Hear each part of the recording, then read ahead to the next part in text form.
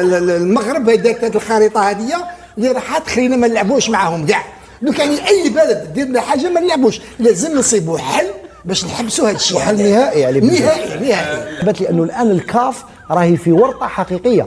الكاف الان تبهديله، الناس خلصت باش تشوف لي ماتش يضروا تيفي دراهم كبار راحوا لهم، وبالتالي الكاف الان قال لك الماتش ما تلعبش، لالي زاد ما تلعبش الروتور على جال خريطه وهميه، الجزائر ما تراجعتش عن مواقفها الشامخه، وبالتالي ماناش غالطين رضوان. ماناش غالطين. نحب نزيد لك برك شوف باش نقول انا قلت لك الشعب المغربي الحر ويقول لك ماكوش غالطين. ما عندناش طموح توسيع رضوان. لما دير هذه الخريطه هذه يعني انت راك حقرت الناس، حقرت بلاد وحقرت الشعب، قهرت الشعب اللي هو معقول في المنطقه هذه.